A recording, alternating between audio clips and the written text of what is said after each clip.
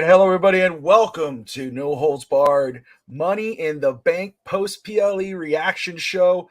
I'm the immortal Robert Michaels, and that's the Kimmelnator, Josh Kimmel. Josh, before we get into this show, a crazy show. How the hell are you, man? Good, man. It's not like an AEW show where we're up till 2 o'clock in the morning. It's nice. 10:30 East Coast. This is nice. This is what is this? This is life, right? What's going It's on, man? crazy. A 3 hour show did not feel like it at all. It kind of went by really quick, and a lot of action, a lot to talk about. A lot to talk about. They weren't kidding when they said before the show it will change wrestling. Um, and I guess the announcement from John Cena, which we'll get into, uh, did that. But I will say, just to start it off, I think it was a fun show. I thought it was a fun show. But there's plenty to go into, some head scratchers, and I'm sure I could probably read your mind, so I can't wait to get into it. Overall, what did you think of the show? Man, we're gonna have totally different thoughts on this show tonight. I feel like, and Oh, I'm not gonna be Mr. Negative, but man, this show dragged. This okay. show was for 3 hours. It felt like a 5 hour show. To me, there were some good spots, a lot of good spots, but a lot of the same to me. Like when you have two Money in the Bank matches, when you have I've been complaining about this for a long time before this show's inception. When you have two of each, to me, it devalues the product and the meaning of it. That's just my opinion. Just because the men have something doesn't mean the women have something. But I'm all for it. I'm okay with it. But it's to me, it's too much. Two elimination chambers, two Royal Rumbles, two Money in the Banks. It makes it less special to me. But that being said, the action in the ring was good tonight. It was really, really good. It just was repetitive. That's all. All right, let's roll it out. Let's talk about the first match on the card, and it was the men's Money in the Bank match. Uh, Jey Uso, Chad Gable, Drew McIntyre, LA Knight, um, Andrade, and what's it? Oh goodness, I'm forgetting his name. Uh, Andrade L. Idiot. And who's the last one? yeah, Carmelo, you say Carmelo Hayes? Carmelo Hayes. There you Yep. go. That's what I'm thinking. Fun match. It Hell was yeah. a fun match. A lot of cool spots. Again, my choice, your choice. I was on Ruckus Wrestling Podcast with Justin Toner uh, on Thursday night for the 4th of July. I was filling in for Josh Mabry as a guest on there. So when you asked me, okay, quick, what's your picks? I was like, I already got them because I said them. And Nice. I had Jey Uso and Tiffany Stratton. Um, of course, Drew ends up pulling this out. I'm going to tell you again, I wrote the note right here. Fun match. Was that the right call? Mm, I I know your initial reaction. Of course, it was you said that you were happy Drew won. I said it's great because then it kind of leads to a mystery of the night. Does he cash in? What yep. happens? Now you're left with it. But I it's after the world title match. I marked that again. I was like, was that the right call? Because again, it's like we know what LA Knight's going to do. We know his goal is to go against Logan Paul for the United States title.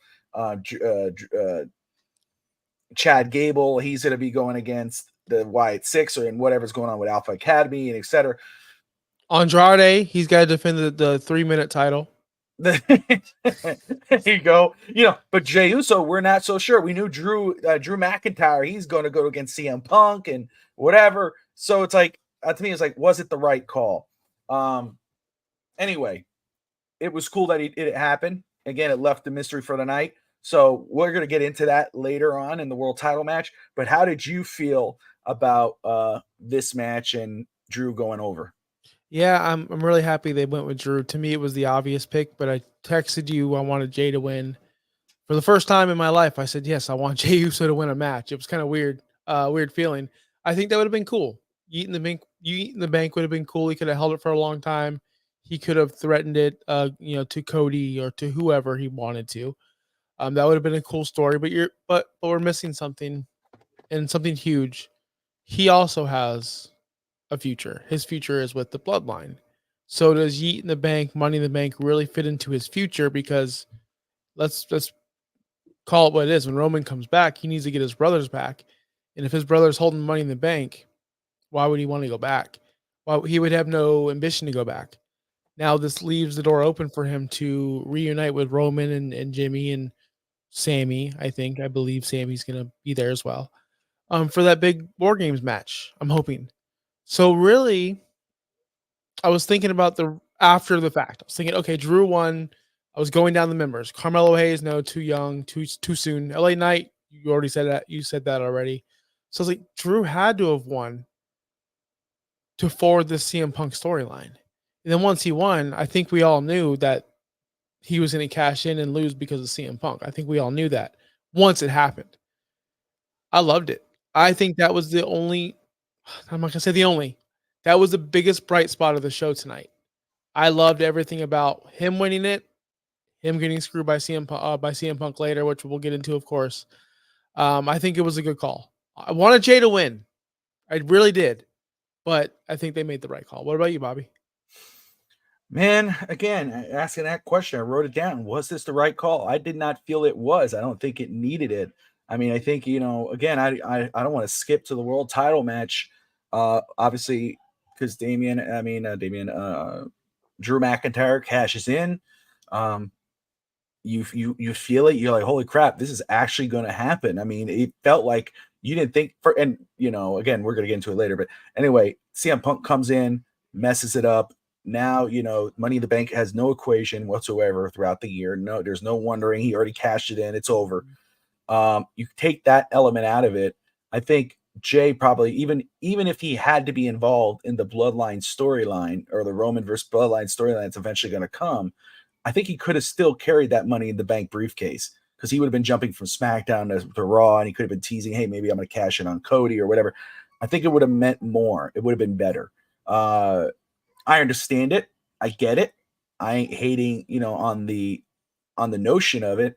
I think it could have been used in a better way. I think Jay obviously would have been stronger for it compared to now you just wasted the Money in Bank. It means nothing now what you just did, I think, first of all, there was a major, again, the major screw up, which we'll get into with the pinfall before Drew comes out. CM Punk comes in, again, does the cat, which obviously everybody knew. To me, he could have interfered with this match. I think it would have been better if CM Punk would have interfered in this match. Drew's going up the ladder, and here comes CM Punk, pushes the ladder down. He goes through it. He pulls the Chelsea Green spot, goes through two tables, and then Jey Uso runs back up the ropes and gets the thing. I think that could have pulled it off. I think it would have been better because now, we already had him screw over a title match twice. Now you got like 3 times in a row. I think probably the Money in Bank would have been better. So, especially, I wrote, was it the right call? Question mark. When he won the Money in the Bank after the world title match, I would say no, it was not the right call. I don't feel it was after I saw what happened in the World Championship. That's totally fair. If you think it, and I don't want to sound like I don't grumpy man, but if you think the Money in the Bank is still valuable, which I don't think it is anymore, but that's a whole other show. This was the peak value for it. All the people that were in there, Jay should have won. I agree. I think Jay would have won. But think about this: how many Money in the Bank winners are baby faces, and how many have been successful? And how good were those runs? Baby faces don't generally like go, I'm going to cash in on you. I'm going to sneak up. Rob Van Dam goes, I'm going to challenge you at, ECW One Night Stand. John Cena says, I'm going to challenge you at whatever. None of them just do a cash in like that. None of them do the sneaky stuff. Jey Uso's a baby face. He would have said, hey, I'm going to face whoever, and lost. Let's be honest. Jay's not winning the title. I don't think Jay's ever winning the World Heavyweight Championship. So was it really wasted when they actually used it as a vehicle to drive this feud even further than what it was? Drew wins the title. We go, oh, some people go, oh, CM Punk's not here. Wow. Holy crap. Boom. Drew McIntyre cashes in. Oh, wait, there is Punk. Oh, man, we forgot. I mean, some people probably forgot that CM Punk was there. Seriously, because he didn't interfere in the first one. So they go, oh, he's not there tonight. Oh, shoot, this could happen. Fair. That's fair. So I'm just saying they use it in a way of nobody was ready to hold Money in the Bank. They don't have a person ready, in my opinion. Braun Breaker could have been a great person to do it. But again, I don't like the idea of a baby face holding the Money in the Bank. To me, a baby face holding it, they're going to cash in. All right, we're going to do it this night. I prefer the Tiffany Stratton route where the heel holds it. She's cocky about it. She's already talking S about it. It's awesome. I don't know. That's just me though. But hey, great match, dude. That Andrade spot, Yeah. all the Andrade spots were amazing. Carmelo Hayes was amazing. Everyone came out looking like $1 million. There wasn't a one bad performance in that whole Money in the Bank match, the ladder match. They were all safe, which I really care about. I cannot stand watching ladder matches where people just take high risks. We'll talk about the women later because they all did it. The women were brutal tonight. Brutal. Yes, and I can't wait to get into that because maybe you and I too see two different things, which again, obviously we do here with Jey Uso and company, because I think Jey Uso is in line for a possible world title shot or world title win eventually, especially how over he is with the audience. But before, we'll move on, and I will say this first off: Drew McIntyre, not hating on him winning, because honestly, what he's been able to do with his character, what he's done with this story, again, post Money in the Bank right now. Just 60 minutes ago, he snapped on the post at the post show. He elbowed who the hell is this guy's Adam Pearce's face. He elbowed him in the face, and they had to be separated. So that's I just love what he's been able to do. This is a surprise for me. I'm surprised. I had Breaker going over. I thought this would be, and I love how people are now. They were doing it with Becky. Now they're doing it with Sammy. It's like putting over the younger guys and all this whatnot. Sami Zayn seems not to be doing that. I don't believe that's the case. I think it was a fun match. It was a very good match. I thought Breaker was going to go over. I don't like that he lost. I think he would have looked he would have looked stronger beating Sami Zayn. But Sami Zayn goes over. Was this the right decision to you? No, it wasn't. I thought Sami should have lost. Again, heels holding titles are much more fun, especially a guy who has a rocket strapped to his back and he's heading to the moon, baby, because Braun Breaker, we saw him tonight, dominated this match. But this is a prototypical Sami Zayn match. Get beat up for 98% of the match, hit a Blue Thunder Bomb, do the Exploder, hell of a kick, 1, 2, 3. That's who Sami Zayn is. And as soon as he hit it 1, 2, 3, I'm thinking, what? Like what? Why? What? Same thing. Why? I'm not hating on Sammy. I like Sammy, No. but I'm like, what? Hold on, dude. I like No. this. I'm not gonna lie to you though. I'm not gonna lie to you.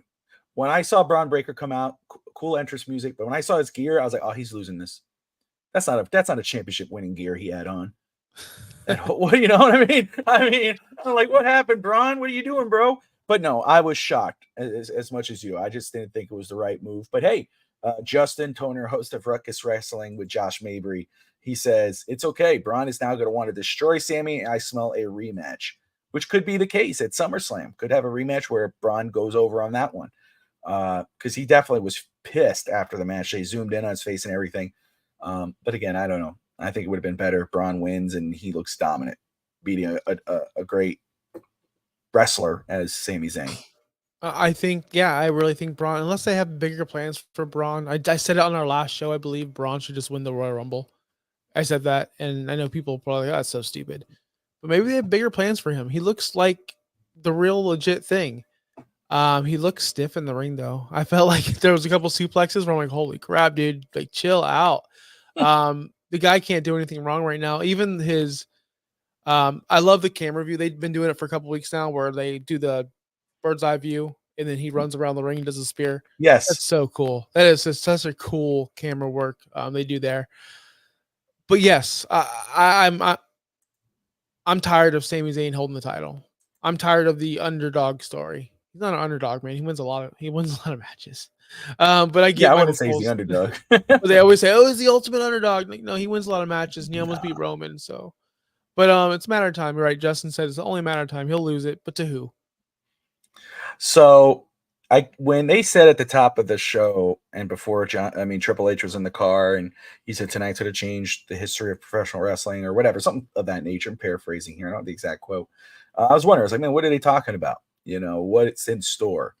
And they showed a picture of John Cena in Toronto. So you knew he was going to show up and you wonder why. And, he announces that he comes out and he doesn't wait. He doesn't, sugarcoat it.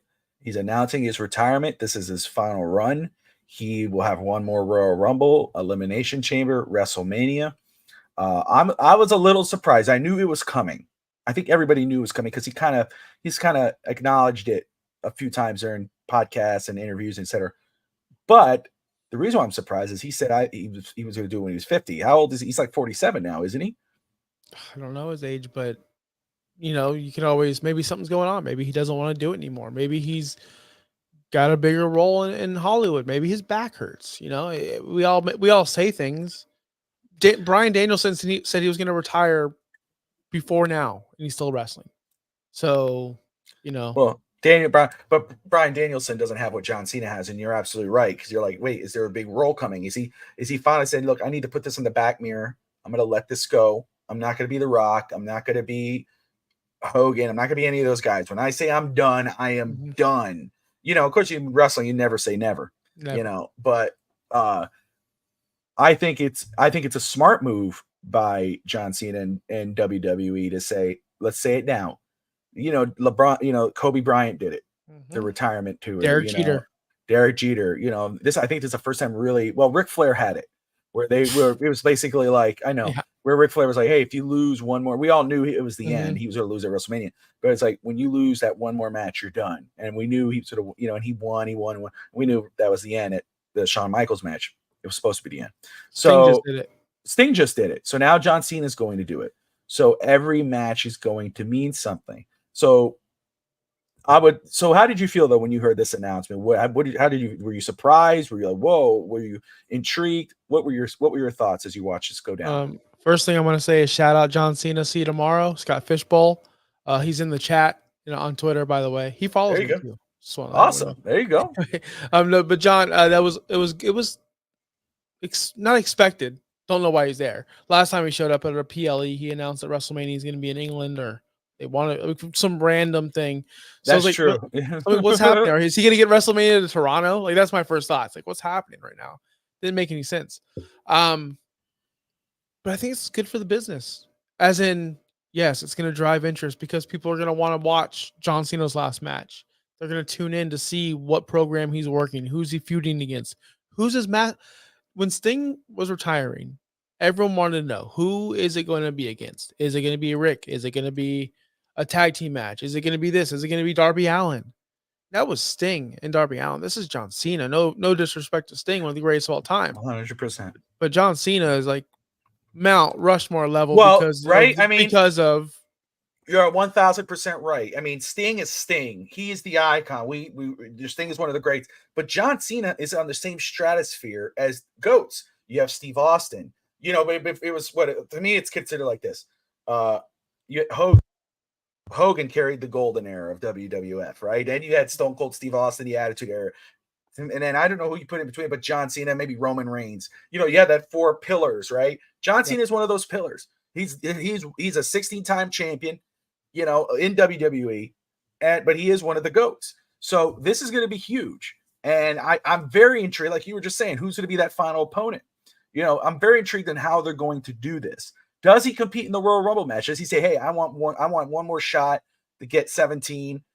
Does that play out? Maybe he gets eliminated in the Rumble, and then we play that, who's that final opponent? Randy Orton, CM Punk, Cody Rhodes. It starts to throw those names out there. So let me ask you, if you're booking John Cena's retirement tour, I'm going to put it on you. The Royal Rumble, the Elimination Chamber, WrestleMania. So do you book John Cena to compete in the Royal Rumble, and do you dare book him to win it? I think we've seen this story with John before where he didn't have a WrestleMania match. Remember this? And Undertaker? and he called out because he went to the Royal Rumble. He lost. He went to Elimination Chamber, I believe, and lost. I don't know. I don't remember him being in the match, but either way, it passed. So he's like, he went on Raw and said, I have nothing else. So I'm calling out the Undertaker.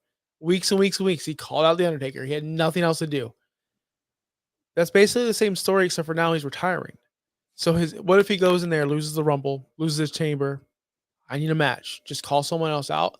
I don't want to see it go down like that. I would like there to be meaning in his retirement, somebody wanting to put him out. Is it Braun Breaker? Is this? It's got to be a young guy, right? It has to mean something. It can't be like where Sting went out and won on top. Sting left winning. I don't think John can do that. We have in the chat, Crazy Dolphin said John Cena's come back and lost every single match. It's true. I think John Cena has to win every match leading up to his retirement to get everyone hyped up. Oh, wow, he's winning, he's winning, he's winning. And then boom, a roadblock is right there. And this man is, or this person, whoever it is, ends the career of John Cena. I don't think Cena should go out winning. I mean, how do you feel about that? Because I don't think we've ever spoken about your opinion on Sting's retirement or any retirement. I guess it really just depends. And again, if it's against someone younger, right? If it's against a Braun Breaker, I think it would do a lot more for Braun Breaker to go out on top to beat a legend like John Cena. We know he's retiring, so it's not like a retirement stipulation. But he's helped put people over. I think that seeing Cena go over in the end would be better than to see him laying on his back and knowing he's going to retire. If it was a retirement match where someone said, like let's put Braun Breaker in there, right? Or Solo Sikoa or whomever. If they say, if I beat you, you're done, you're retired. And Cena goes, okay. And then Cena's laying a ring and then he does his final wave goodbye and walks out. Okay. But now that Cena said, I'm retiring, seeing him go out on top would be better than seeing him laying flat on his back. Because you want to see Cena with his hand held high, one of the greatest champion, if not the greatest champion in WWE history, one of the GOATs, if not the GOAT. Michael Cole thinks he's the greatest of all time, and it's hard to argue what Cena's done in his career. He's lost a lot of matches. So maybe going your route, right? Maybe he's a win-win. You think he's going to win again, he falls out. Okay. It really depends on who he's going to face. If he faces someone like a Randy Orton, one of his greatest rivals, and two baby faces maybe, or maybe Randy plays the heel in that story, and he goes over on Randy, that works. If he goes against a younger guy like a Braun Breaker, and that would help it better put Braun Breaker over than letting Braun Breaker lose, and then Cena's out in the sun riding the sunset, and Braun Breaker has to stay behind and deal with that. It really just depends on how it's going to go, but I would say, I think he's put a lot of people over. I don't think Cena's been doing that. He let Solo beat the hell out of him, and then Solo got beat by everybody else before taking over the storyline. He's put a lot of guys. He put Austin Theory freaking over. What has that done? So I'm gonna just say it like this. If I'm John Cena, I'm gonna look Triple H in the eye and say, it's not gonna work for me, brother. I gotta go over at the end. I want to go out riding in the sunset with my hand held high, and then I'm done. At least for John Cena. This is what I want. I thought about when you were talking. You're like, okay. All right. I thought about it, had some time. Win the Rumble. It's fine. Face Cody. Let Cody beat you. Officially pass the torch to the next face of the company. When Roman leaves, Cena's gone. They don't have a face. Cody's trying to be the face. People love Cody. He was mega over tonight. But if he beats John Cena at WrestleMania for that title, like defends that title against John Cena, that's a big moment for Cody Rhodes. Cody wants that match. That's true. And major implications, right? Because Cody beats Cena. He kind of takes that torch, which everybody says he's the biggest babyface since John Cena. If John Cena, if Cody wins, he takes that torch. If he loses, John Cena is now the 17-time World Heavyweight Champion, where he's defeated, he's passed Ric Flair. Then, of course, we all know he gets the belt, comes out the next night, puts the belt, now it's up for grabs and whatever. Maybe it's the world title.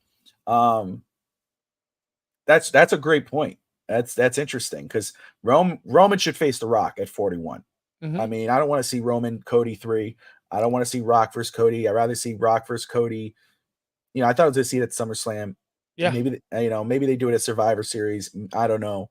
Maybe Bad Blood. Maybe they just announced that. So Justin Toner says Cena has said at the WrestleMania is not his last match. Okay. All right. Now that changes a couple things. Oh, to December. Rumble. Rumble to December 2025. Okay. When's the Royal Rumble? It's in January. It's always in January. So Okay. January 2025 to December 2025. So he must have signed a 1-year contract extension all the way to the end of 2025. Interesting. Okay. Or maybe that's when his contract expires. I don't know. So that would make sense. So Rumble's in February? I thought it was Rumble's always in January. They may have moved it. Let's take a Yep. look. They always did the Rumble in between the conference finals and the Super Bowl. It was always that weekend in between because it would have the AFC, NFC title games, Rumble, then Super Bowl. So if they moved it, makes sense. I didn't hear they moved it. So okay, so he gets the Rumble in February, but December is his last match. So that would mean he would have one more Survivor Series, one more SummerSlam, one more WrestleMania, and one more Rumble. That's it. So his last match would be the pay-per-view or the PLE that's in December, whatever that is. Yeah, which one is the December? Would that be Roadblock, Survivor? Fastlane. Well, Survivor Series is November, I think, and then the next one is NXT. Well, that's for this year. I'm just looking at this year's PLE schedule. Again, then, I want to know how many matches he's going to wrestle that's right. between now and then. Is it going to be sparingly? Is it going to be a full? He'll never be full time again, but is it going to be once every other month, like how Edge was when he was there for a while? That's what we have to see.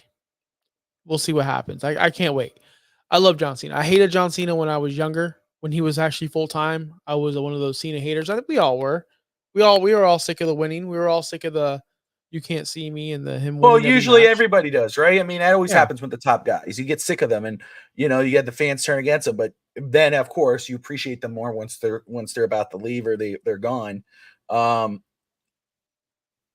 think what another route they could do in this retirement tour. I will say though, that opens the door to a possible win. You could do a win and a drop. I'm talking about a title win. That's what I'm Mhm. saying. Because if he's not retiring, if WrestleMania is not his last match, he could win, get that 17, and then drop it to someone to put him over. Then you're ball game. But I will say this: another route they could go with this John Cena retirement tour is dream matches. You know, the Cody Rhodes match. You could do Randy again. You could do CM Punk. People who putting Braun Breaker to put him over or whatever. You could do that now. You know, and Yep. John Cena is not somebody you really need. The story is his retirement tour.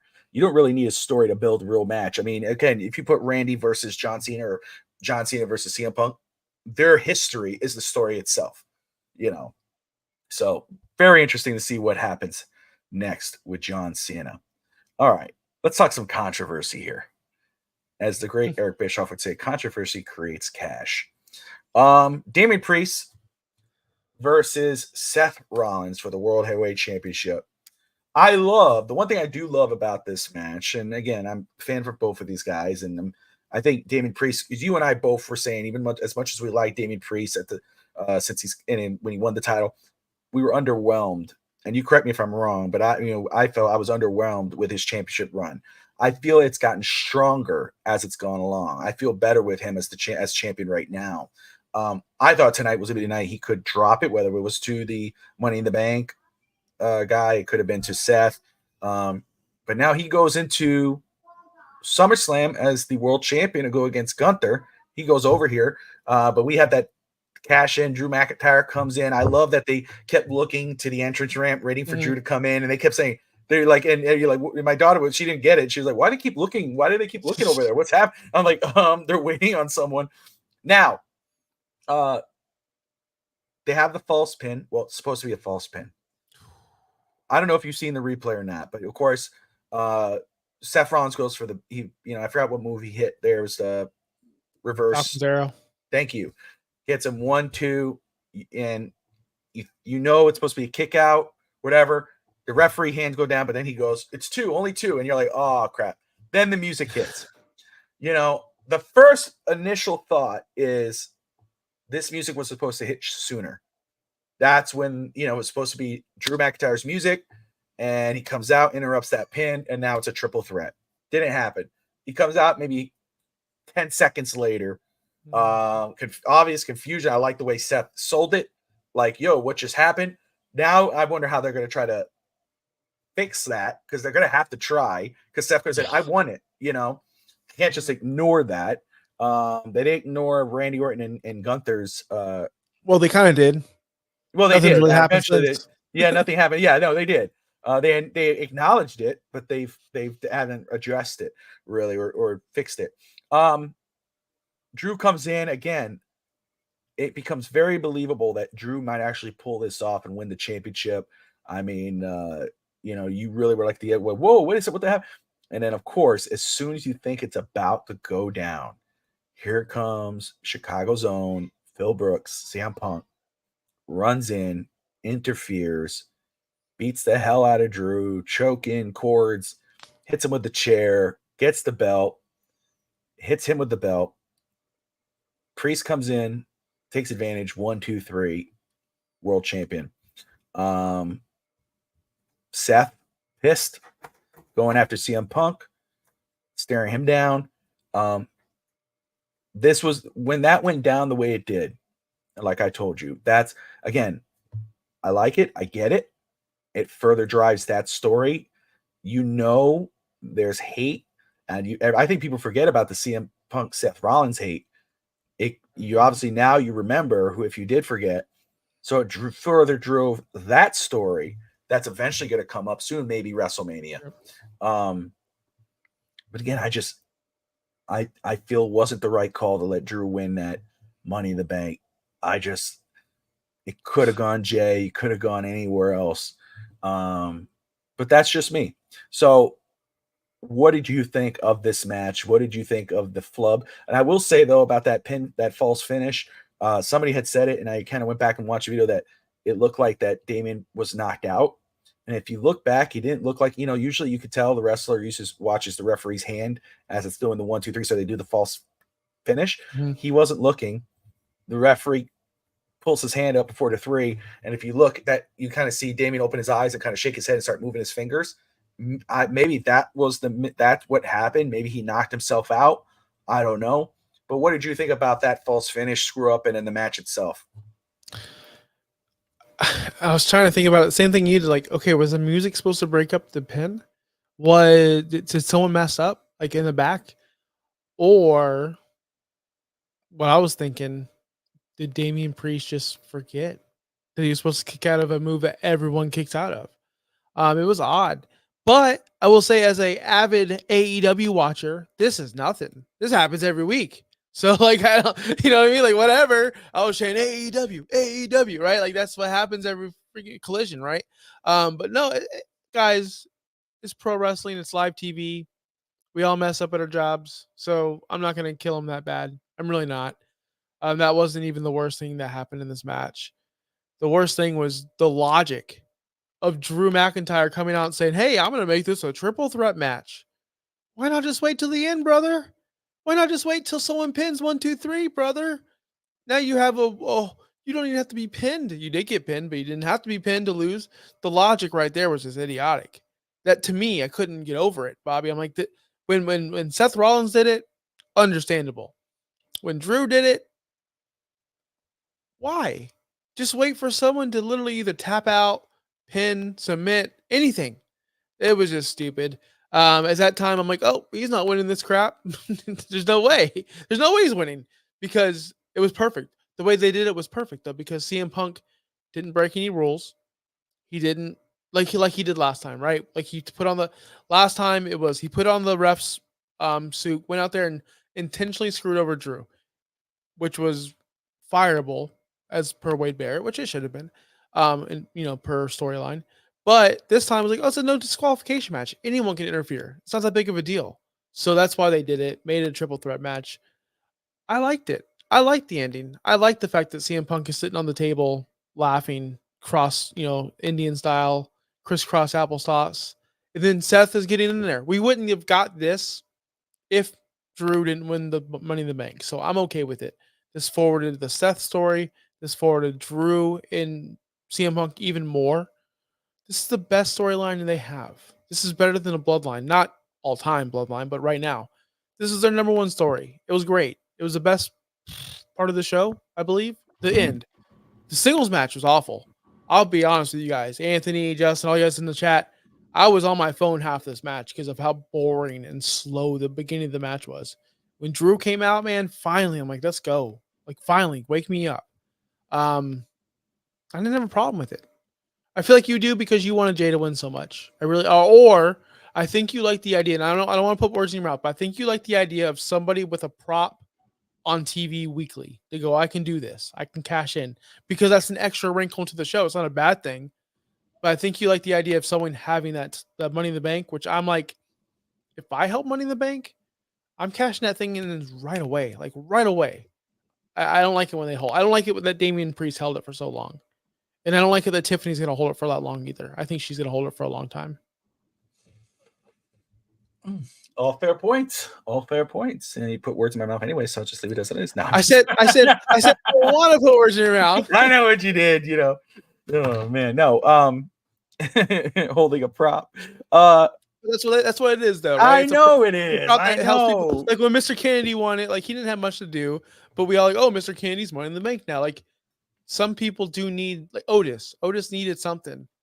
I don't think anyone in this match. But I think everyone agrees that Otis should not have won it. That was a waste. That was a Vince McMahon waste. And again, this is not a waste. I will say that again. I think it wasn't the right call, but again, I'm not saying it was truly a bad call because McIntyre is a big name. He's a major dude. You know, he should be where like, holy crap, a legitimate guy like Damian, like a Drew McIntyre or maybe a Brock Lesnar or whatever wins it. That's cool. But Jey Uso could really have done really well with that Money in the Bank. I mean, he's one of the hottest, if not the hottest act in WWE right now. The whole crowd, whether you love him, you hate him, you like him, you dislike him, everyone's doing this. Everyone is doing this. He's the hottest thing in professional wrestling right now in WWE. Hey, he's over as a mother. You know what I'm saying? And that Money in the Bank would have been really cool to see with him. And you know, it's like, damn, you see, he doesn't have to force himself in. He could have done what you said. And I know he's a babyface, but isn't Jey Uso one of those guys where you would expect him to wait until that opportunity shows up? Like you said, Drew should have came in at the end after a tap out, after a loss. If the guy's beat down, he's beaten, he's been through this hell and back again. Then you cash it in. Then you go for the win.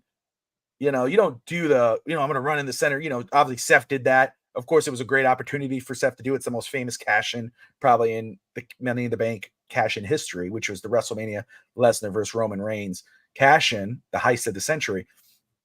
I think Jay could have done that. But again, I understand it. I get it. It furthers the story for Drew and CM Punk. And it also reinitiates the story for CM Punk, Seth Rollins. Because now Seth Rollins cannot challenge for that world title anymore. Now Seth Rollins, he has to go figure something else out. So who's he going to go? Is he going to integrate himself into this story between Drew and CM Punk? I wouldn't want him to do that.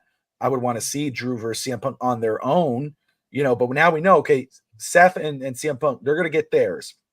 WrestleMania should be when they go against each other. So can I add this to the end of the match before we do move on to the next? Yeah. This also preserves Damian still being in the Judgment Day, which was huge. Because if he loses and leaves the Judgment Day for no reason whatsoever, just because Seth said, that's ridiculous. He needs to be kicked out by Finn Balor and by McDonough and by the rest of those people, and Carlito or whoever it is. He doesn't need to be kicked out of his own group because some guy, Seth Rollins, told me to. That would make no sense. That would make no tension between Finn Balor and Damian Priest. There'd be nothing. You'd be like, okay, he's gone. Bye. Absolutely, 100%. Yeah. And Justin and I talked about that on Thursday night on Ruckus Wrestling, guys. Again, if you haven't yet, go check out Ruckus Wrestling on Ruckus Entertainment. Justin, please put the name of your channel so everyone could find you. They have a great show over there, but I was a guest on his show, standing in for his co-host Josh Mabry, and we talked about that with Damian Priest. It would mean a lot more if Finn Balor and Judgment Day kicked him out rather than he lose and just say, okay, I'm done. No, he needs to be kicked out. They have to have that moment. Go ahead, Josh. Anthony wanted me to answer his question in the chat about Money in the Bank. He goes, I understand that it's beneficial for a bad guy to have it, but which type of heel benefits the most? Which heel benefits the most? The cowardly or opportunist or psychotic? So with Money in the Bank, you had the Miz who was cowardly, who cashed it in, right? We didn't believe him. Opportunistic, which is Edge, you kind of believed it. Psychopath, right? We didn't really have a psychopath Money in the Bank holder yet. Not that, I guess Brock Lesnar would be one. I think the opportunist is the best. Edge was always the Yeah. best Money in the Bank holder by far. Seth, that was opportunistic what he did, triple threat match. The opportunist one, Anthony, is my favorite. Cowardly is probably the least favorite because when Miz cashed in on Bobby Lashley, we're like, he's losing that title like immediately, and he did immediately. So like if Chelsea Green would have won, she's a cowardly one. It would have not been cool, but I know people want her to win. We'll get there later. I'm not gonna lie. Chelsea Green got me in that match. You and I both said Tiffany Stratton, but right away I was like, hey, I was like, Chelsea was selling me. Crazy Dolphin. I think we are reuniting. We will see the reuniting of the old OG bloodline to battle the new bloodline after the attack on Heyman. I think most everybody expects that. Another great conversation that Justin and I had on his podcast, Ruckus Wrestling. We have, we all expect that. The other thing I kind of threw out there that I saw kind of gain some legs today, just among some people, was what if it's not the OG bloodline? Because again, why would Sammy want to re-up with Roman and those guys? Why would Jay, as a singles guy, want to meet up with his brother and his cousin after what happened between all of them? Obviously it's obvious to put them all together, but again, it's also obvious for them to say, no, I'm not going to roll with you. What if obviously we know the tribal chief thing is Roman's thing. He needs a battle solo, but they attacked Paul Heyman. This is the tribal chief, the original tribal chief, the real tribal chief versus the bootleg tribal chief in Solo Sikoa, right? But then this is about Paul Heyman being mentally tortured and then get beat the hell out of in one of the most epic segments in SmackDown history. I mean, I said this to Justin, and I'll say this to Josh, my co-host here, is that Paul Heyman deserves an Emmy for what he's done with this story, what he's been able to do with it. He's carried this story. And that finale on SmackDown, when they put Paul Heyman through that table at the end, you and I both talked about how we just couldn't really, we weren't really feeling the Bloodline 2.0. We weren't feeling this story. But after that, I'm like, damn, okay, Solo, I see you. Okay, guys, I see you. But I will say this. Another alternative to OG Bloodline, which we all would love to see, right? What if it's Paul Heyman, guys? What if it's Roman? Yeah, I could see CM Punk there. I talked about Brock Lesnar on Thursday night. They keep throwing his name out there. They're starting to mention him a lot more. They're starting to bring him up. They keep saying Brock Lesnar. I'm going to tell you right now, I think that would be a huge, if you heard Roman Reigns, obviously the crowd's going to blow up. And they go, who's behind you? You don't have your family anymore. I have my own family. Here's Solo Sikoa. You don't have Jimmy. Jimmy's out. Jay's out. Who do you got? And that's when Paul Heyman, who's obviously now he's clean shaven, he looks fresh. He's standing next to Roman. And that's when Brock Lesnar shows up. And then he got Phil Brooks. Now I don't know who the other Paul Heyman guy. You could probably throw a name out there. Cesaro.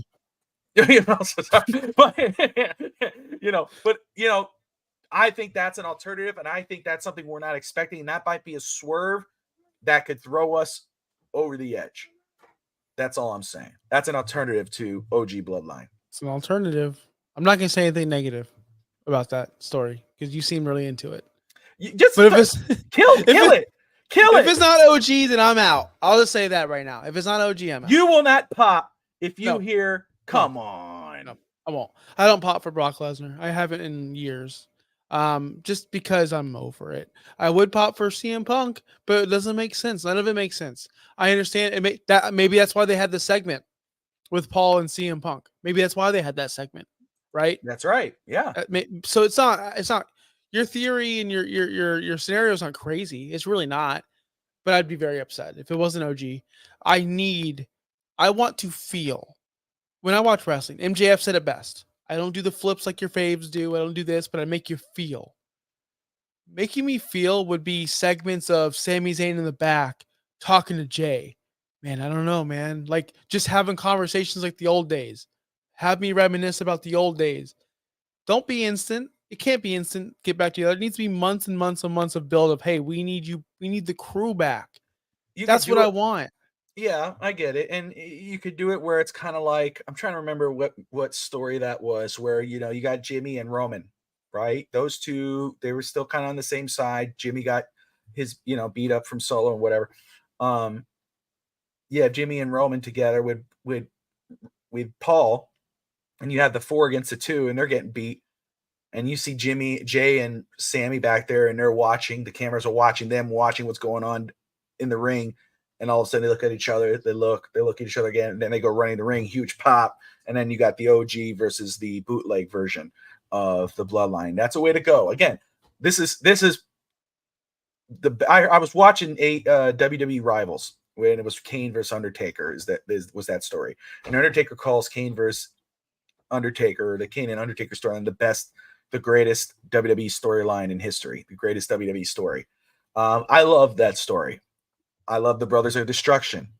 It is not the best story in WWE. The Bloodline is. I think the Bloodline is what they've been able to do with this story and what it continues to do. So when we continue to talk about what's next, and we don't know really what's next, we have an idea. Oh, OG, it makes the most sense. They could totally do a swerve and do something like the other alternative I said. That's what's so great about it. But it's true. To keep it fresh, to keep it Bloodline, you have to keep the OG guys in there. Yeah, it would drive me nuts if they threw in Brock Lesnar. Like not just because of all the allegations and just because it's Brock Lesnar, Sure. just because to me, what is it? What's his motivation? Paul, Yeah. Paul Heyman. the guy who turned on him multiple times during the Roman Reigns run, right? Like That's what's his that's wrestling. I mean, he F5 Paul. I mean, it's like, hey, you know what? I hate I you. I love know. you. I know. But we'll see. You're right. I get it. I was just throwing it out there, bro. I'll be Vince Russo for you, bro. Yeah, you're booking like Vince Russo tonight. Oh, hell no. Yeah. Jeez. Damn. Damn. Jeez. All right. Yeah, we'll see. All right. We still got that. We're still booking WCW uh The Big Bang. We still got to book Listen, that. I was working on it, that this week. yes, that's next week, I hope. Anthony, uh, there's no wise man for the bloodline anymore. They don't need one. They don't need one. You know why? Solo thinks he's got it. That's the whole story. Solo thinks he's got everything He's under wise control. enough. Yeah. Exactly. Yeah. That's the Yeah. story. That is the story. Again, and you asked earlier, I think Anthony asked, when do we see Roman Reigns making his return? I wouldn't rush it. I think, you got to let Solo kind of ride out, but SummerSlam is the obvious one. Yep. SummerSlam, win, lose, or draw. I think, Solo's in the ring with the bloodline. Maybe they start, even if they lose, they're attacking Cody. Cody rolls out, they stand up, they got their little fingers up, and all of a sudden, here comes Paul Heyman. You hear Roman's music, crowd pops. Here comes Paul Heyman first, kind of like Paul Bearer before Kane would come out. Paul Heyman comes out. Now he's clean shaven. He looks fresh. And all of a sudden, here comes Roman. We're walking right behind him. All right. Yeah. And walking behind him. That's when I think it's going to go down. I can't wait for that. But we digress. Obviously, we're going to get right. We're going to move to the bloodline in just a second. But anyway, Miss Money in the Bank. I'm going to let you carry this one, but I'm just going to say this. Brutal. Amazing. I really enjoyed it. You joked about Chelsea Green. I think she did herself a lot of favors. Carrying, her facials, everything. Of course, the final spot, which was nuts for, I would hate to say someone like her. But brutal, amazing, and the correct person won this match. There's no right call, wrong call. There's no questioning this. Tiffany was supposed to win it. She won it, but they came off really well. Zoe Stark, I felt bad for her. She had a little rough spot there. He kind of, it's like, damn. But I enjoyed it. I think it could have stole the show, but that's just me. Let you roll with this one though, man. Yeah. So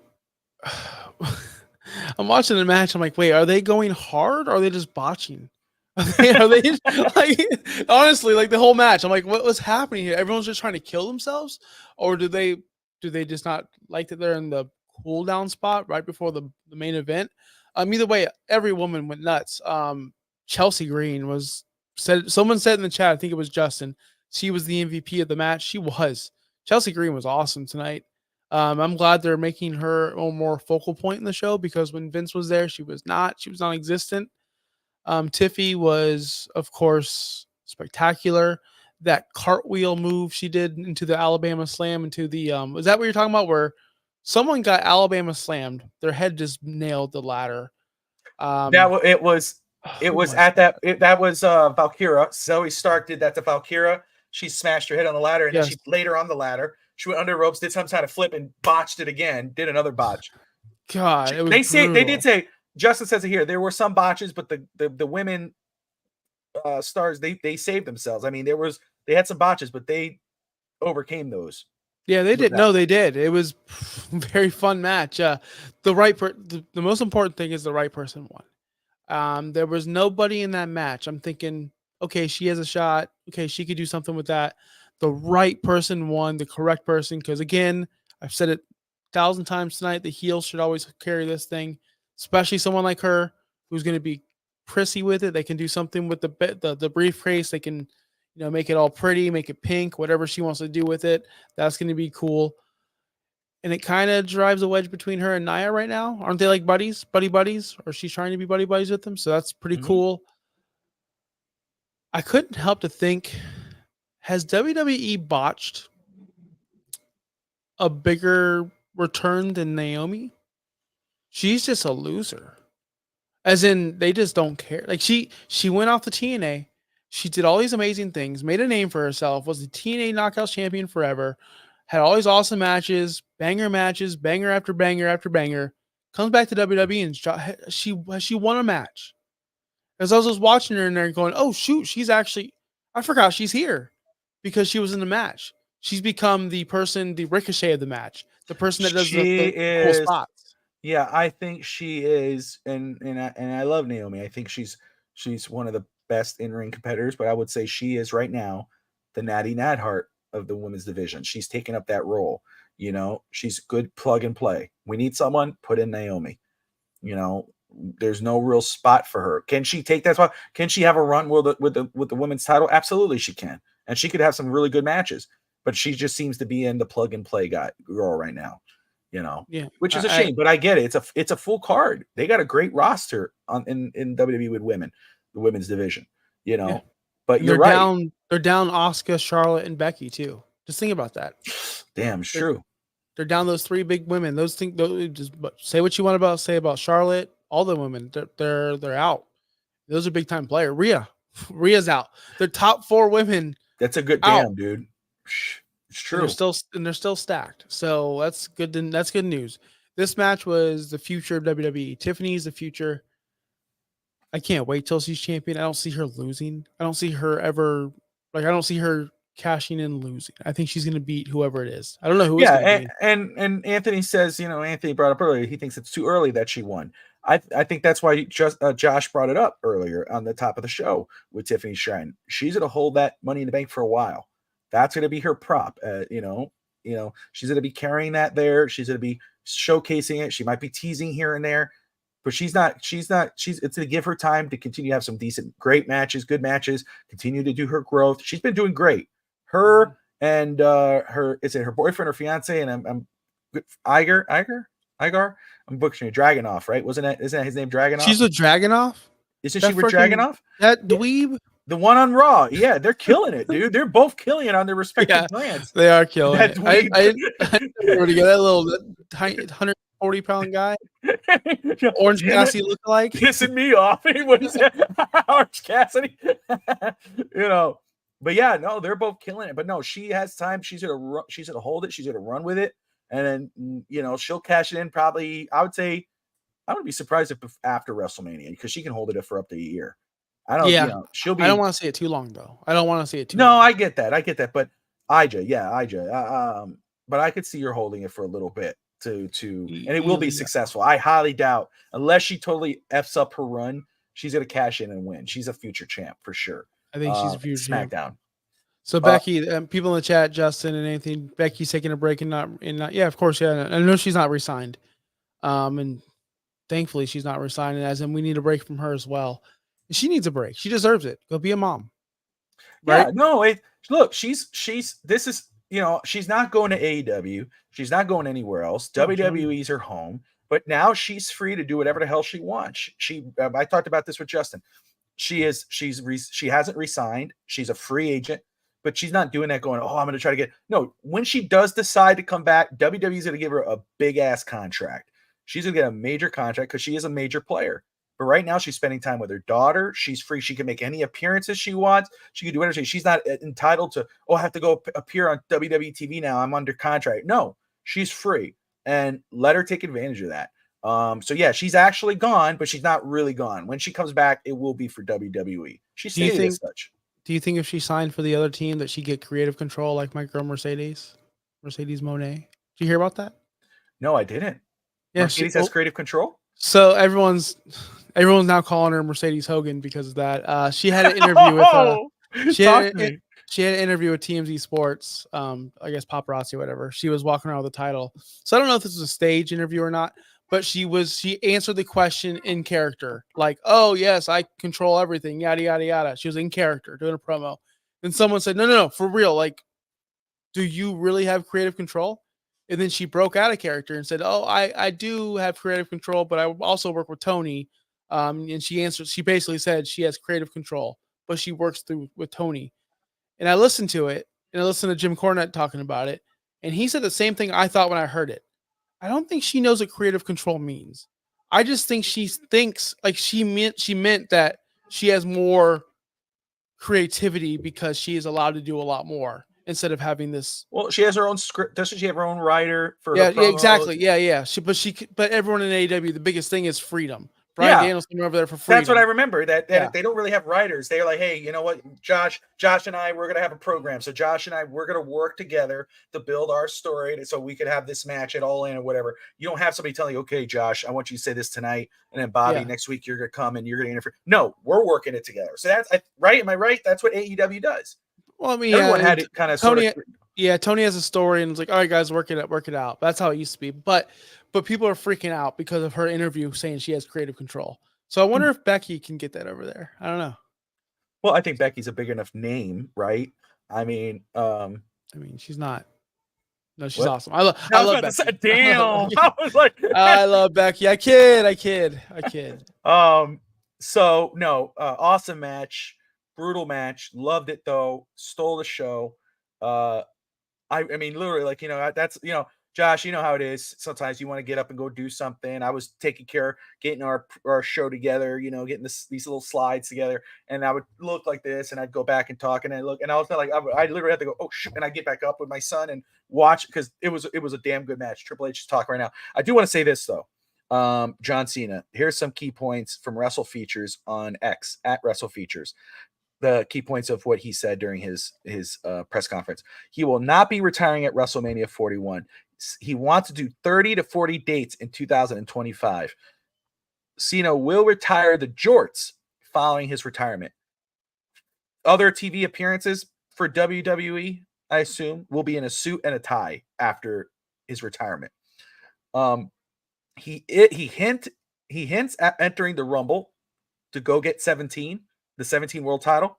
Mm-hmm. And he's open to go for that world heavyweight title for the 17th time. So huge. And he said, I saw it earlier. They asked, why are you doing this now rather than waiting?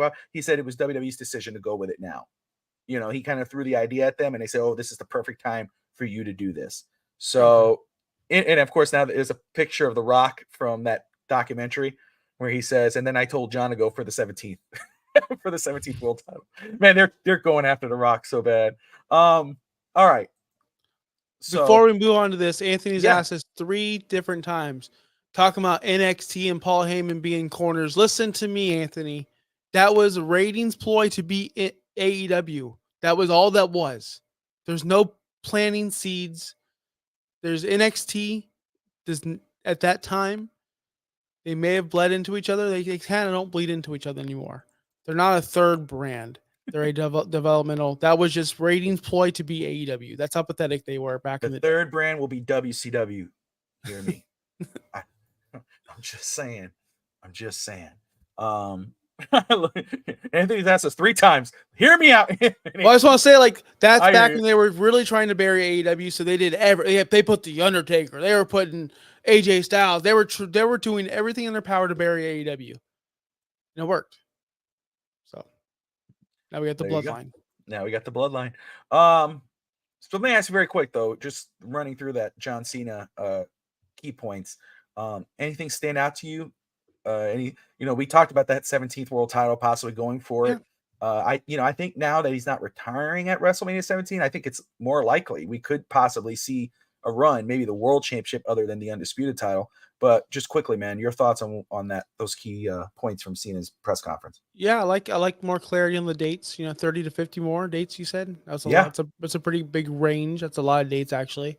So I'm excited for that. Title run could be interesting. It has to be for the I can't stress this enough to everyone in the chat and to you, Bobby. Can't be for that secondary world heavyweight title on Raw. It's got to be for the WWE title. If he really. does do it, it has to be. Sorry, everyone can. Yes, it's cool. The belt looks cool. Seth Rollins did a lot for it, but to me, it's just secondary. To everyone, it's secondary. It didn't even main event the show, right? That's That's how true. secondary it is. Didn't even make with the huge angle it had with CM Punk. That was good enough to close the show, but it wasn't good enough because it's a secondary title. So it has to be for the WWE title. That's my main thoughts. So if Cena's gonna do it, it's gonna be against Cody. So let me just say this. Well, if he's going to do that, I mean, he would beat Cody, right? If he wins, yeah, of course. Well, well, but that's why though I think the World Heavyweight Championship makes a lot more sense because the WWE title now, it's between Cody, Roman, whatever's going on with SmackDown. The key players there. With Raw, the world title, Damian Priest, Gunther, Braun Breaker. Anthony brings up a great point. If he wins the 17th title, it's a short title reign. He might give it up to either Braun or Gunther. Imagine first of all, you talked about it, what that title is. It is the secondary title. But what would a John Cena 17-time world championship reign, the GOAT, arguably, what would that do to that title? How would it elevate it? And how much more would it mean for a Braun Breaker to pin a John Cena for the world heavyweight title than would he pin a Gunther or a Gunther or a Jey Uso or a Seth Rollins? And I'm not knocking Seth Rollins or any of those guys. I'm just saying it would mean a lot more. And actually, I think would build that title up more. It would build the title up more. Honestly, it would. I was thinking about this as you were talking. I'm sorry. It's okay. Doesn't it really depend on what Netflix and USA wants? Right? If USA wants John Cena, they're gonna get John Cena. Right? And we've had this before. Okay, go ahead. I'm gonna let you Are finish.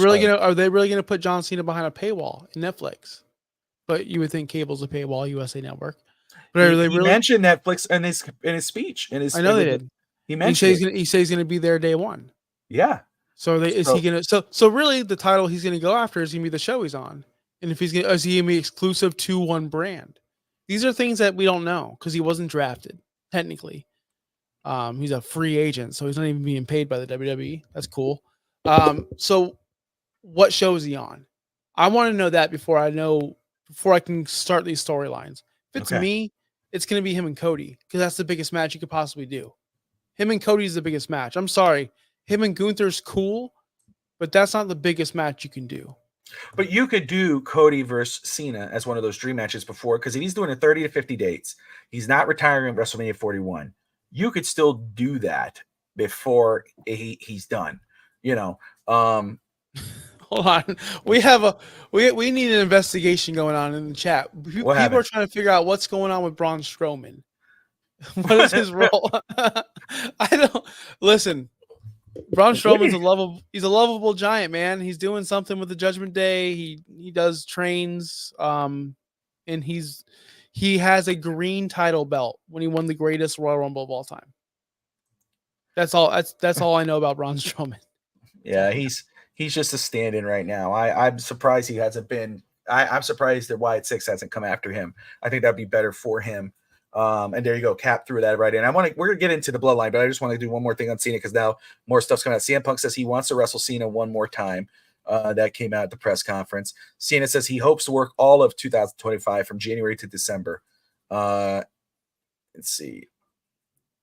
WrestleMania 49 won't be his final event, but will be his final WrestleMania. 30 to 40 events. Bloodline versus Orton, Kevin Owens, Cody Rhodes. Went exactly the way I think we both thought it would go down. With Solo making the pin, Bloodline making the win. It was a very good it was a good match. Good spots. You know, this is awesome. Chance roaming out, which is pretty cool, which I'm sure the new guy, the new Bloodline, even Solo, without Roman, without Paul Heyman there next to him, I'm sure that was awesome to hear for him.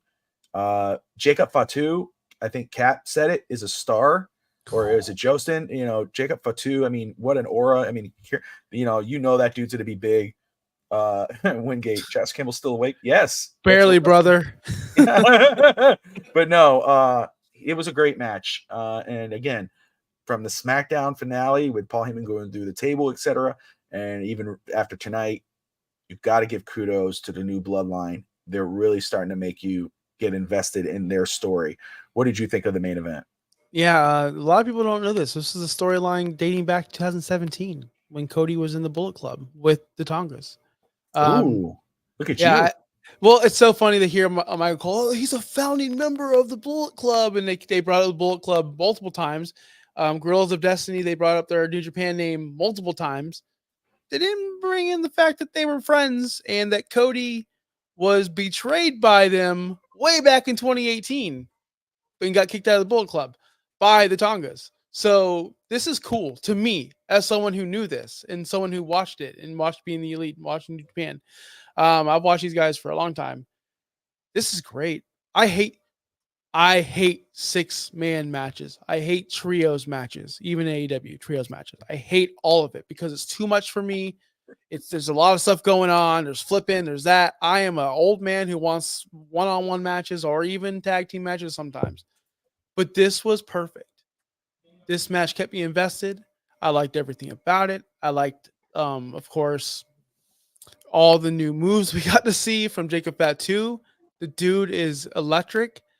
I liked the very end where they teamed up on Cody, right? They did the spike, woke up the referee. Why didn't the baby faces do that? Why did the baby faces go wake up the referee?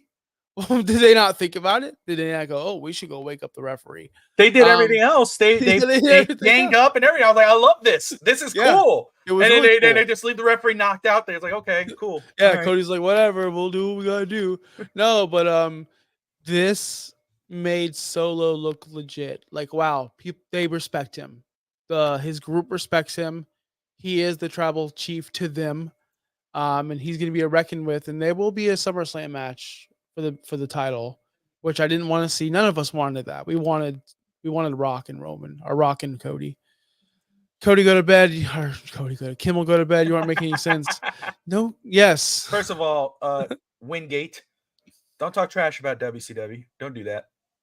Yeah, WCW's cool, man. I'm gonna say this very quick. I started watching because Josh and I plan on booking, the final, what was supposed to be the rebirth of WCW, the Big Bang. I put on today. I started watching it. WCW Greed, which was the final WCW pay-per-view before they shut down. And so I started watching because I want to see like who's there and who would actually like and dislike. So yeah, the first match I was like, these guys shouldn't even be on the roster. I don't even know why they're there. They look to be in a gym somewhere. But yeah, I'm really looking forward to watching the rest of that. As you could tell, I turned it off. So yeah, no, absolutely right. They killed it. I do like that what you brought up, that spot where Cody and Randy and KO started ganging up on Solo. I thought that was really cool. I was like, I love to see a little bit of bad in the good guys, gang up. That's what they do to you. But again, it's like, that's how bad guys are usually better than the good guys, because good guys are just dumb. How do you not grab the referee, pick him up, make a pinfall? You had the win. But not today. I love, Solo. I love how he kind of like looks, he kind of, you could see him kind of as he's about to get powerbombed through the table. You see him going, he's coming. It's like, cameraman, move. You're showing you're giving it away. And here comes Jacob Fatu, who just freaking steals it. I mean, the Yes. kicks, the slams. He looks the whole Randy Orton spot. Randy Orton drops him. Randy Orton gets up. He's ready to do the RKO, and all of a sudden he turns around. He's standing right in front of him. You're like, oh shoot. Mm-hmm. But two is, I hope they have some big plans for him. Because already it's kind of like, okay, yeah, this is where he belongs, but he's bigger than this. He's bigger than this. But good finish. It was a good finish. Again, I agree with you. It's kind of crazy. You got Money in the Bank, same in the pay-per-view. Neither Money in the Bank main events it. The World Championship. That's the third match or the fourth match on the card. That's kind of a selling point. But what would you give from Cap said 8 out of 10? This pay-per-view? Yeah. Man, I don't want to disappoint everyone. That's okay. I think this was a C. I think this show was a C. Really? C minus. There was a spots where, and maybe this is AEW fatigue, where every match is 5 stars. And I'm being serious. You watch Forbidden Door last week, and every match is just 5 stars, and every match is just nonstop action. But you don't remember anything. You don't remember one spot because everything is there. And then you go to a WWE show, and everything is just slowed down and just methodical. But there's story, so it's good. So maybe later, don't LOL at my C. I was looking at my phone a lot during these matches. And if you're looking at your phone during matches, that means you're losing interest. And when you come back to the end, because the ends are always great, because the ends are always, listen to me, peoples. The ends of these matches were great. The finality of it, just how we got there from bell to bell, 70% of these matches to me, I'm looking at the phone because they're just doing headlocks or they're just doing the fake forearms. It's very slow motion to me. But the stories are awesome. That's why it's a C. If the wrestling was a little bit better in these matches, and I'm sorry, I don't want to hurt you guys' feelings, I'd be happier. But it seemed like in the men's Money in the Bank match, everyone was just trying to get to their spot. It wasn't fluid. It was, okay, now we got to do this. Okay, hold on. Let me grab you real quick. There was no fluidity to that match at all. Although there were great spots. I'm glad they were safe. I don't want anyone hurting themselves. I understand you got to take it slow on these. I'll tell you this. The coolest spot we didn't talk about. The coolest freaking spot is when Drew took that ladder and torpedoed up to Jay and, hit him in the face and Jay fell. That to me was the coolest spot of the night because that was like, I didn't expect that from WWE. That was awesome. Remember that, Matt? That was really cool. Ladder. Yeah, that was cool. But everything else, okay, they're setting up the bridge. I've seen this before. All right, whatever. Chelsea Green going through the tables. We don't see that in WWE often.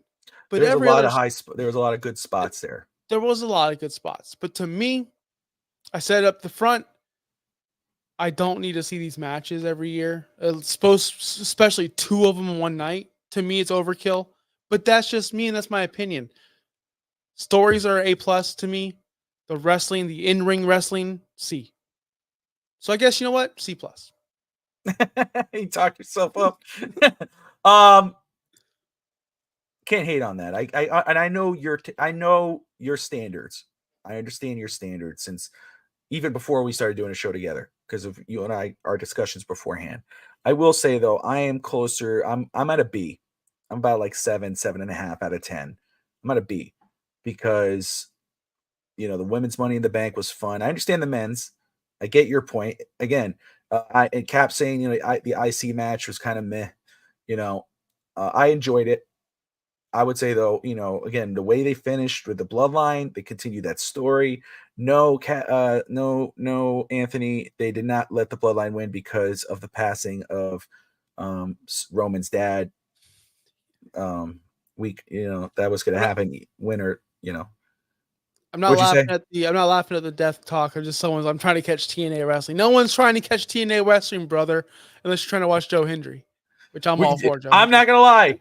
I believe in Joe Hendry. And yes, I am the same Crazy Dolphin. I do want to start getting into TNA wrestling and watching it just for Joe Hendry and Jordan Grace. I like Jordan Grace a lot. Yeah, Jordan Grace is great. So yes. Dolph Ziggler. There's some guys there. There's some people there. Yeah. That's what YouTube's for, people. Josh was the one. he started saying "I believe," and then Joe Hendry, "I believe," and I see stuff. So I looked it up, and obviously Joe Hendry showed up in NXT. I saw that, and then you hear that song, and I listened to it, and now I can't get that god dang song out of my damn head. And I'm gonna play it for my wife, and I know she's like, "This is stupid," because I'm gonna play the music video and everything. But yes, I believe in Joe Hendry. He's actually damn good too. I watched one of his matches, and he is legit. I mean, I'm sure WWE's going, man, we got to get that guy. He's the new LA Knight, as in he was stuck there because LA Knight was there. Yeah, stuck there, and then he's we'll see Joe Hendry in either AEW or WWE. Well, Access, Justin, where can I? Where is Access? Is that a streaming platform? Is that an application, or is that on TV somewhere? Where would I see that? I know TNA has its own channel, but it's old TNA. TNA has its own channel on Pluto TV. It's a cable channel. Okay, all right. I'll have to try to see if I could find it.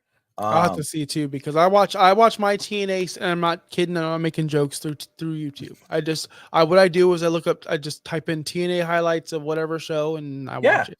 Yeah, I mean, it's hard to find them. It sucks because they're not on a like, again, Access to me. I don't know if that's a application. You say it's a channel, but no, I do want to see some TNA. I definitely want to get into that. Because obviously, again, Joe Hendry, Jordan Grace, they got some legit people there now. NXT, is involved, so that's even more interesting.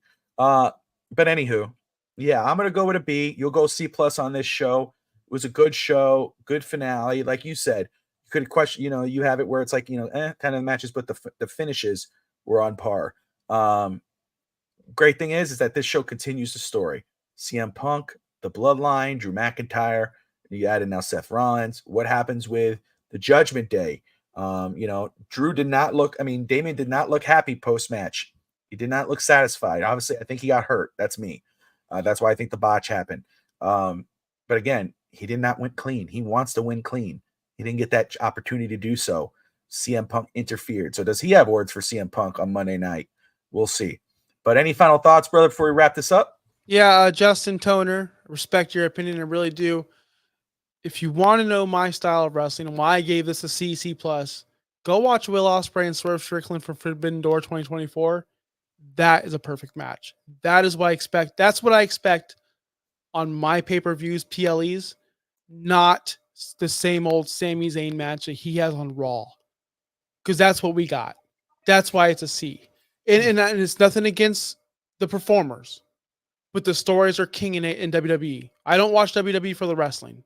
I watch it for the stories, and that's why the show was a banger, even though I did give it a low grade, because the stories would keep me coming back, and I appreciate that. And I also believe in Joe Hendry. There you go. All right, guys. Everyone, thank you so much for joining us this late hour. We appreciate you. Josh needs to get some sleep. I need to actually go get some dinner. So we appreciate you all tuning in. Don't forget to hit that like and subscribe button. Don't forget, the link is in the comments, guys. After you do so, if you haven't yet, like and subscribe to this channel. Go check out Justin's channel as well. They got sports, they got video games, they got wrestling, they got it all over at Ruckus Entertainment with Josh Mabry and Justin Toner. Crazy Dolphin, Justin, Cap, Anthony, Josh Wingate, everyone who tunes in. Hopefully I'm not missing somebody. Anthony Manzano, everyone. Thank you all for tuning in. We appreciate you. Like, subscribe, and good night.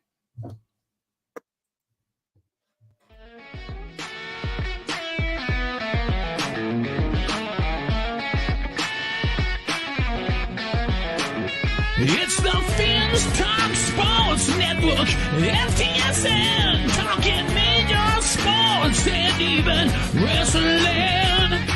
Bobby Fins Talk and his FTSN crew, they're taking deep dives just to entertain you. Talking Dolphins, Heat,